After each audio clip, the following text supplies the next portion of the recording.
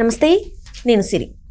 గత ప్రభుత్వ హయాంలో అసలు ఇది కబ్జాకి కాలేదు, ఇక్కడ అవినీతి జరగలేదు అన్నట్టు ఏదీ లేదు. అన్ని చోట్ల అన్ని రకాలుగా కబ్జాలు జరిగాయి, అవినీతి జరిగింది. అయితే ఇప్పుడు బయటకు వస్తున్న పేరంటే సజ్జల రామకృష్ణారెడ్డి పేరు కూడా బయటకు వచ్చింది.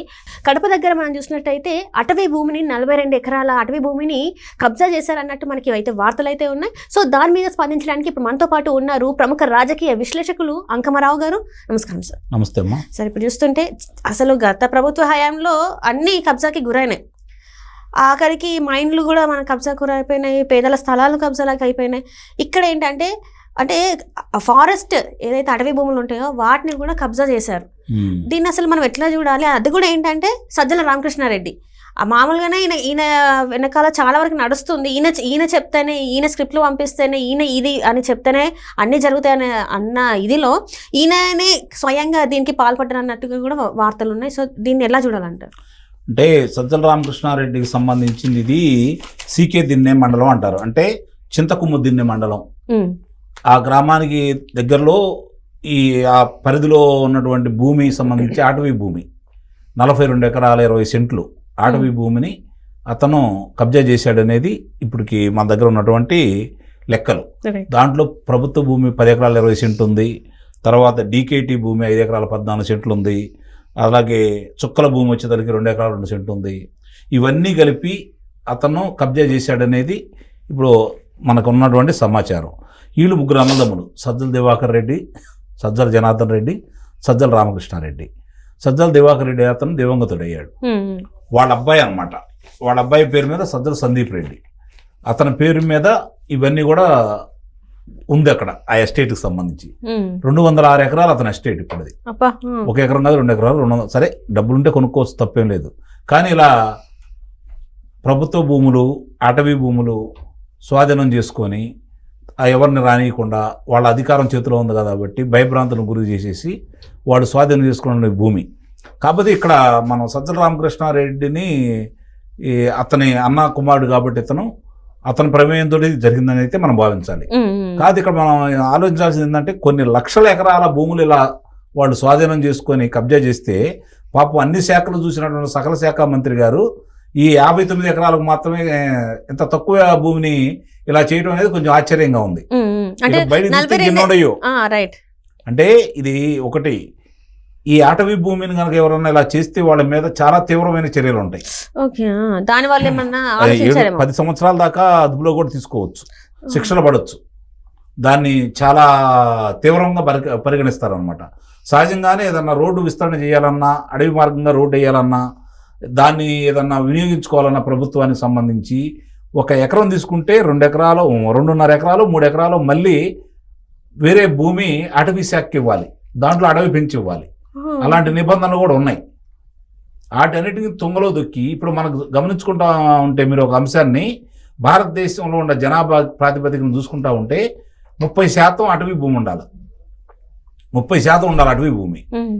ఇప్పుడు ఈ ప్రభుత్వ పెద్దలు, అధికారులు, ఈ కబ్జాదారులు అందరూ కలిసి దాన్ని ఇప్పుడు 18% తీసుకొచ్చారు. దానివల్ల ఈ పర్యావరణానికి చాలా ఇబ్బందులు కూడా వస్తూ ఉన్నాయి. ఇది అంటే ఇట్లా ఈ ప్రతి సాట అవకాశం కొద్దీ రాజకీయ నాయకుల ప్రమేయంతో జరుగుతున్నాయి అన్ని. రాజకీయ నాయకులు, అధికారులు లేకుండా ఏమీ జరగవు కదా.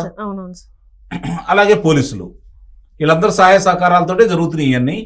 అదే ఇందాక నేను చెప్పినట్టు 30% ఉండాలి మనకి భూమి మీద అటవీ ప్రాంతం.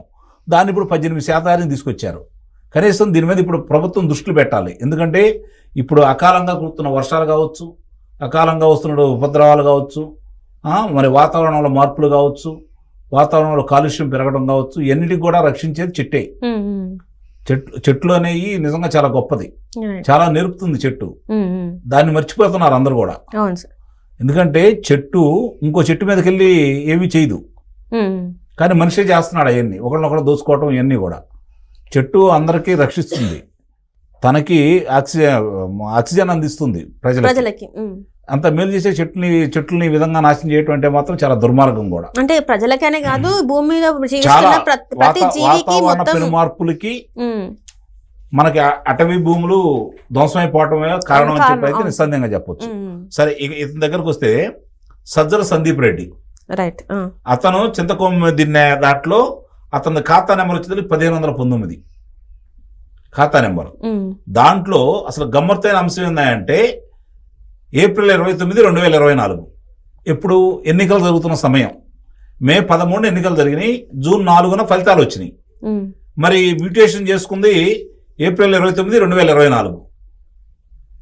అంటే అధికారాన్ని ఎలా దుర్వినియోగం చేశాడు సజ్జల రామకృష్ణారెడ్డి దీని గురించి చెప్పాలి. నిన్న వచ్చేసి లేదు ఎప్పుడో మేము తీసుకున్నాం ఇవాళ కాదు అది అని చెప్పి మాట్లాడుకుంటా ఉన్న వ్యక్తి 5 సంవత్సరాలు తెలుగుదేశం ప్రభుత్వంలో కూడా తెలుసని మాట్లాడుతున్నాడు కదా. మరి ఆ రోజు అభ్యంతరాలు ఉంటే నీ దగ్గర ఎందుకు మ్యూటేషన్ జరిగింది? అది కూడా ఎన్నికలు జరుగుతున్న సమయంలో మీరు ఎలా చేయగలిగారు? దీనికి సమాధానం చెప్పు సజ్జల రామకృష్ణారెడ్డి. ఒకసారి ఆలోచించుకుంటారు ప్రజలు కూడా. వివరణ ఇవ్వు, నిస్సందేహంగా వివరణ ఇవ్వాలి అతను. అవును సార్. వివరణ ఇచ్చినా ఇవ్వకపోయినా దీని మీద కఠినమైన చర్యలు తీసుకోవడానికి పవన్ కళ్యాణ్ గారు అటవీ భూములకు సంబంధించి ఇప్పుడు ఆయనే మంత్రిత్వ శాఖలో ఉంది కాబట్టి దాని మీద విచారణ కూడా ఆదేశించారు.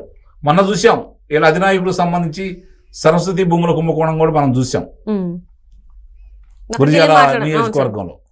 మరి ఇవన్నీ మన కళ్ళ ముందు కనపడతానే ఉన్నాయి కాబట్టి దాంట్లో కూడా ఎంత భూమి ఉంది, ఎంత స్వాధీనం చేస్తున్నారో కనపడతానే ఉంది కాబట్టి సత్వరమే దీనికి సంబంధించినటువంటి ఎవరైతే భూముల్ని స్వాధీనం చేసుకున్నారో, ఎవరైతే ఇన్నాళ్ళ ఆక్రమణలో వాళ్ళ చేతుల్లో ఉన్నాయో వాళ్ళ మీద కంపల్సరీ దృష్టి పెట్టాలి. దృష్టి పెట్టి దీనికి తగిన శిక్షలు కూడా వేయాలి. సరస్వతి భూముల విషయాలే ఇంకా ప్రజలకి ఏం జరిగిందనేది డోలామాయంగా ఉంది. ఇప్పుడు నిజంగానే అటు సరస్వతి భూములు కావచ్చు, ఇటు ఇప్పుడు సీకేతనికి సంబంధించిన ఈ భూములు కావచ్చు, కడప పరిసర ప్రాంత పక్కనే అనమాట విలువైన భూమి, దీనికి కావచ్చు అయాచితంగా ఇప్పుడు ఈ ప్రభుత్వానికి చాలా వచ్చినాయి, వాళ్ళ మీద అభియోగాలు చాలా వచ్చినాయి. అయాచితంగా వచ్చినట్టే ఇవన్నీ కూడా ఈ ప్రభుత్వానికి. విచారణ చేసి దోషులను కనుక కఠినంగా శిక్షిస్తే నిజంగా రాష్ట్రానికి చాలా మేలు చేసిన అడుగుతారు. మీ మీద ఎన్నో ఆశలు పెట్టుకున్నారు ప్రజలు, ఎన్నో ఆశలతో గెలిపించారు. కారణం ఏంటంటే ఇలాంటి ఇటు అడవి భూములే కాకుండా మామూలుగా వ్యవసాయ భూములు కూడా వాళ్ళు ప్రజల దగ్గర నుంచి దౌర్జన్యంగా 130,000 ఎకరాల పై చిలుకు భూములు వాళ్ళు అన్యాక్రాంతం చేశారని చెప్పని వాళ్ళు దోసుకుందే కాకుండా వాళ్ళ శ్రేణులు కూడా దోసిపెట్టారని చెప్పి ఇప్పుడు మనకు ఉన్నటువంటి సమాచారం. మరి ఇంత దృష్టిలో పెట్టుకున్న తర్వాత ఈ ఒక్కొక్క ఉదంతాలు బయటకు వస్తున్న తర్వాత దీన్ని మదనపల్లి ఉదంతంలా కాకుండా, సరస్వతి పౌర ఉదంతంలా కాకుండా దీన్ని దృష్టిలో పెట్టుకొని ఈ 3 ఉదంతాలు కళ్ళ ముందు కనపడుతున్నాయి. మదనపల్లి ఉదంతం అయితే ఏమైందో కూడా తెలియట్లేదు. పెద్దిరెడ్డి రామచంద్రారెడ్డి జోలికి వెళ్ళట్లేదు, వాళ్ళ అబ్బాయి జోలికి వెళ్ళట్లేదు, వాళ్ళ తమ్ముడు జోలికి వెళ్తలేదు, వాళ్ళు ప్రశాంతంగానే ఉన్నారు. ఏం జరిగిందని చెప్పి ప్రజలు ఆశ్చర్యపోతూనే ఉన్నారు. కాబట్టి దీన్ని కూడా దృష్టిలో పెట్టుకొని చంద్రబాబు నాయుడు గారు నిన్న ఒక మాట అన్నారు, అన్నీ నా దృష్టికి వచ్చినాయి, ఎక్కడా ఎవరిని వదిలిపెట్టను, దోషులను కఠినంగా శిక్షిస్తాను, 1995 ముఖ్యమంత్రిని చూస్తారు మీరు, ఇప్పుడిప్పుడే అన్ని విషయాలు సరి చేసుకుంటూ వెళ్తున్నాం, అలాగే రాష్ట్రానికి పెట్టుబడులు కూడా రావాలి కాబట్టి కొన్ని అచ్చి చూసి వెళ్తున్నాం అని చెప్పి అంటున్నారు.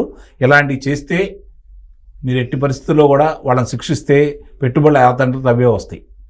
పెట్టుబడికి బ్రాండ్ అంబాసిడర్ చంద్రబాబు నాయుడు గారు, మనం ప్రత్యేకంగా చెప్పుకోవాల్సిన అవసరం లేదు. కాబట్టి మిగిలిన రాష్ట్రాల్లో పెట్టుబడులు ఎలా వెళ్తున్నాయి, మన రాష్ట్రానికి ఎందుకు తగ్గుతున్నాయి, ఇది కూడా ఆలోచించుకొని మీరు గనక ఈ దోషుల్ని కఠినంగా శిక్షిస్తే పెట్టుబడుల విలువ పాలిద్దని చెప్పి అయితే నేను మనస్ఫూర్తిగా కోరుకుంటాను. Thank you so much. Thank you.